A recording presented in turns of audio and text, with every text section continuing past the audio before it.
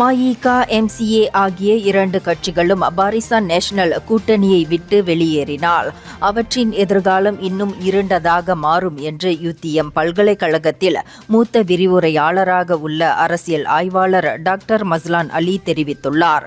மஇகா, MCA ஆகியவை கடந்த காலங்களில் பெரும்பாலும் மலாய் வாக்காளர்களின் ஆதரவை மட்டுமே நம்பி வெற்றி பெற்றிருக்கிறது எனவும் அந்த ஆதரவு இல்லாமல் வெற்றி பெற முடியாத நிலை ஏற்படும் எனவும் அவர் குறிப்பிட்டுள்ளார்.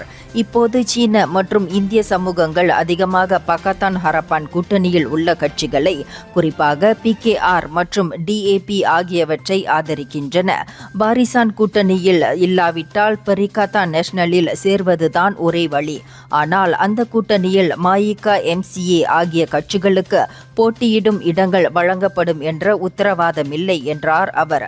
கராகான் கட்சியே அதன் சிறந்த எடுத்துக்காட்டு. பல ஆண்டுகளாக பரிகத்தானில் இருந்தும் வளர்ச்சி இல்லை. ஏனெனில் அந்த கூட்டணி மலாய் இஸ்லாமிய அடையாளத்தையே முன்வைக்கிறது எனவும் அவர் கருத்து பதிவிட்டுள்ளார். இந்தியர்களின் இதய குரல் மக்களோசை.